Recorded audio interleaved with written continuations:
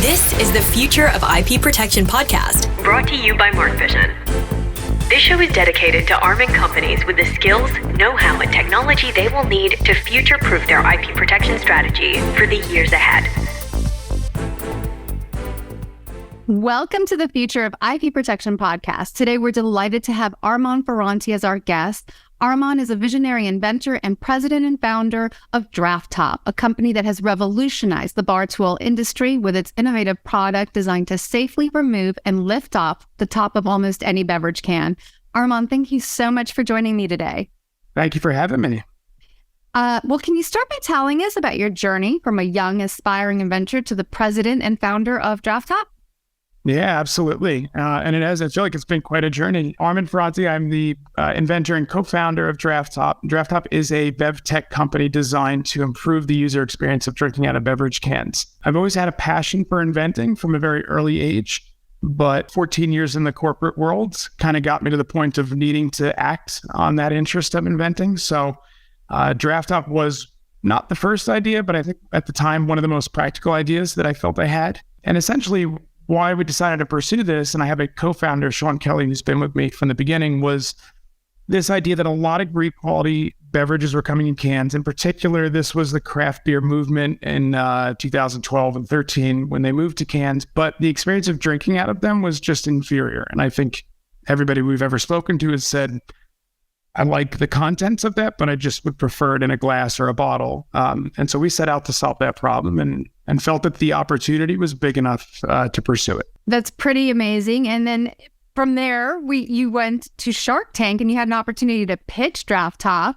Can you tell us what that experience was like for you and your team and the company? It was a wild experience. It was during a COVID year, so it made the filming and audition process a little bit more cumbersome. I'd also just had our third child and I was leaving for 9 days to stay quarantined. But it's an amazing experience because here you are having the opportunity to pitch an idea, a product, something you've worked so hard on to the world. Even though you're doing it to the world, you're still doing it in front of 5 potential investors. And from having watched the show that you got to be prepared to answer questions quickly and deal with what comes your way and keep a smile on your face because you know that they're going to have fun with you. Oh, yeah. They seem like they can be brutal. Yeah. But at the same time, I believe they do it to make you better. At least if you view it that way, you can use it to progress your elements of pitching and how you deliver your value, so to speak. But I think, it's incredibly nervous as you're standing in front of those doors and the doors open. But once you get to the carpet and you start for me, it just felt natural at that point. I knew what I knew well enough. And I knew that if I didn't know something, it was best to say, I don't have an answer and I'll have to get back to you on it or something. So, but overall, it was an amazing experience. I'm sure it is. And, as an inventor and an entrepreneur, intellectual property must be crucial to your success. Can you talk to us about what your experience with IP protection might be, what challenges you faced in this area, maybe perhaps after Shark Tank especially, and what steps you've taken to protect your brand? Funny enough, early on in the development stage, you're always told about patents and having to go procure patents. The domain names and trademarks are also equally as valuable, but when we first went public with this product, it was 2015 and it was on Kickstarter. And it was more of a proof of concept, but we felt that in that moment, we had approved enough of a use case that it was worth pursuing. So I'd say from 2015 to 2019, it was actually December, so just before COVID took place in 2020, we felt, let's get the product brought back to the States, because it was being produced in China, let's get the costs down. And because of that Kickstarter went very well. So we did in a 32-day period, roughly just shy of $600,000. And we had sold almost 23,000 tools to about 17,000 backers. And what occurred in that moment didn't actually play out for another 6 months, but it was this idea that your performance is now public. And there are other, less trustworthy players in the world that see that and say, you know what, we can do the same thing. Let's go ahead and order one. And we went on blissfully happy with our performance through Kickstarter. And then it wasn't until July of 2020, so roughly 6 months later, that all of a sudden, I think it was July 2nd or July 3rd, we started getting direct messages on social media. We started getting emails from all of our backers and our supporters to say, hey, there's another company running ads with your content shown, it's a knockoff. Right. And over that 4-day period, we had done roughly 150,000 in sales, which we weren't heavily advertising. So we knew was the halo effect to their efforts. But it was also the first kind of slap in the face that, patents only mean so much, a trademark only means so much. And so does, having your domains. People can steal the copyrights. People can take all of these things and use them to pretend that they are you and going after your prospects. It was wildly emotional in the sense that you were excited at the sales and the opportunity was growing with the exposure, but you were also very frustrated at all the time you had put into the IP and it was now being infringed. And then the question from that moment on was, where do we go and what do we do? Yeah, I'm sure it's a mixed bag, right? You've got all these wonderful emotions that, yeah, you made it, you've been copied, but at the same time, it's like, somebody's stealing from you, right? So what did you do? We tried to suppress the panic, but naturally, what comes from that is you just start Googling, you start, and then we actually had people reach out, but you start looking at providers such as yourself that are out to help protect the IP from of the company through online enforcement. We had another gentleman that was connected to us somehow who had went through a process with the International Trade Commission referred to as a General Exclusion Order. And essentially what this concept is, and we felt that was going to be the end all, but it was yet another learning curve in the big process, was this idea of getting the International Trade Commission to recognize your patent, your utility patent, against what is referred to as unfair imports. And essentially this creates economic hardship for the United States because they're losing the gross sales, the tax, et cetera, that come from these unfair imports. And they have a vested interest in ensuring that they'll do what they can as long as you go through the formalities of a process, which was about 1.5 years and over 6 figures. Oh, wow. And it yields in this result of achieving a general exclusion order from which you can then have Customs and Border monitor major ports of entry. But as a part of that process, you have to kind of find where these bad actors are, where things are coming in from. They don't want to be found. They know that. And so there's a lot of breakdowns in the chain where trying to locate them to serve them papers is just not possible. But when you can look internally to see where certain orders are coming from and track them back to distribution centers near major ports. And for us, it was obviously California had a few, I want to say Atlanta and even the Northeast, the United States. Then you're trying to get Customs and Border to look for these. And that's a task in and of itself. But that was one to many steps that we had taken. Yeah. So to expand a little bit on the Customs and Borders, do you do any training with them on your product and for them what to look for, that kind of thing?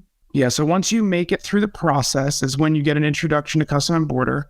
It is a one-way street, and you're told that ahead of time. You can inform them of all of the things needed to distinguish yours among other, illegitimate imports, but they are not allowed to tell you about the enforcement success actions because it's just how it works. But you get in and you talk to them where your product's coming from, how it's different from the others, and then you got to hope that they're going to do all that they can, knowing that they're going through, I don't know how many shipping containers at each port every day, that some will inevitably make their way through. But I think it's the first step. It's definitely a line of defense. But even with that, we were told ahead of time with the attorneys that we had worked with, you will never stop the bubble mailers being mailed in from Europe, being mailed direct from China. It's just not possible. So you kind of have to swallow that. Yeah.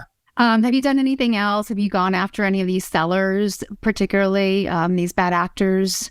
Yeah, so that was the next step that we had taken at the time, is we were out looking for providers similar to yourself, and to the extent that we had 5 U.S. trademarks at the time, 2 word marks and 3 stylized logos, and those are being used a lot, as well as the copyright images that were pulled from the Kickstarter campaign and our website. And so we started doing some enforcement, and what was interesting about that for us at the time was it really helped cut down on the number of ads that we were seeing, the number of infringements that were taking place.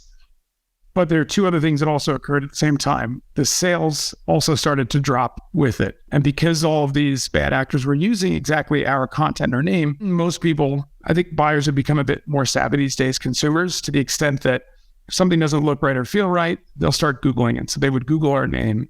And our analytics from Google would tell us this, here's where your traffic is coming from. So as we started to take them down, our sales started to come down.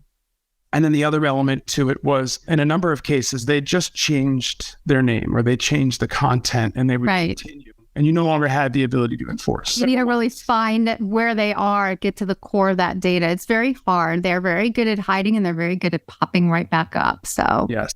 Yeah. And if there's enough money to be made, it's one where they'll continue to pursue it. It's sadly, I've been told by the attorneys who did the ITC process, this space is very much like the drug trade. If there's money to be made, people will find a way to do it and find a way to work around rules and regulations and, disappear when it comes time to being accountable. Yeah, it truly is. And the sadder part of it is that the penalties are much lesser so than for the drug trade, which makes it so much more lucrative, unfortunately.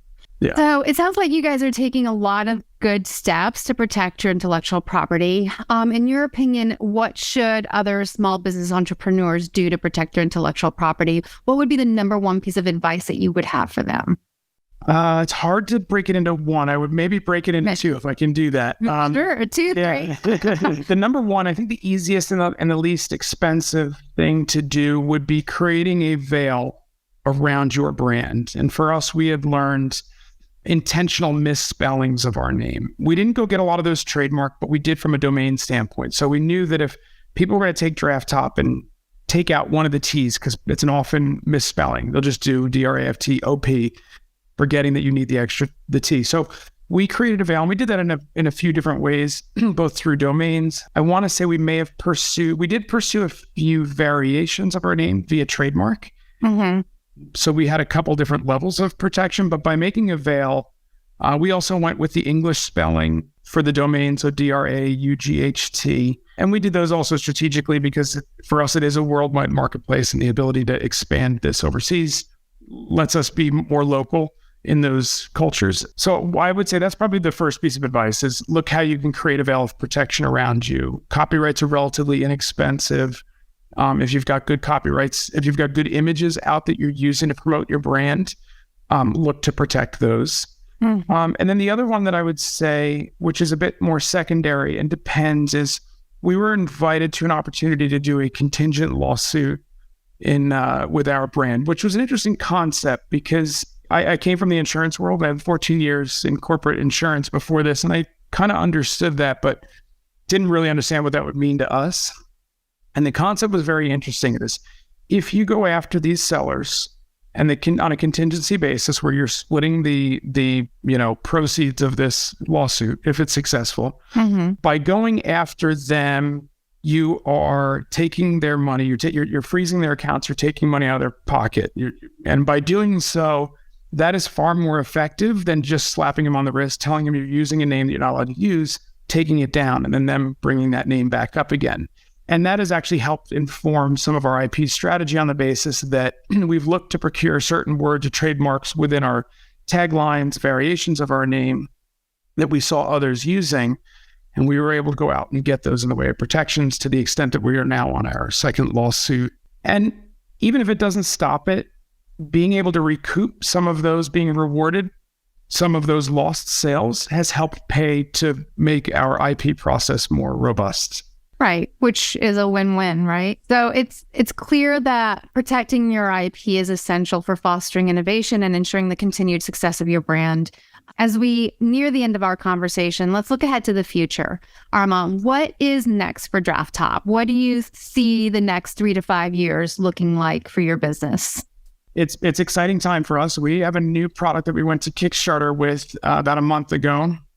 It's not doing as well as the others because it is more, and we knew this going into, it's more of a business opportunity. So coming out of the first Kickstarter, we had a lot of bars, restaurants, stadiums say, we like what you're doing, but the hand tool is not going to work for the volume in our environment. So we need something a bit more robust. And so we've developed a commercial version of the product for bars, restaurants, and stadiums that offers that same experience. And it has opened up doors to a number of very large brands and opportunities to go down, do activations and demos. And, we really are hoping at some point in the next 3 to 5 years, having this be a commonplace request that you would get if you're ordering a canned beer at a stadium, if you're ordering a can of wine somewhere, or even a soft drink at a restaurant. And so, we're hoping to make the technology a bit more agnostic to the beverage, and sit behind the brand so that the brands can really bring their product to their consumers in its best light.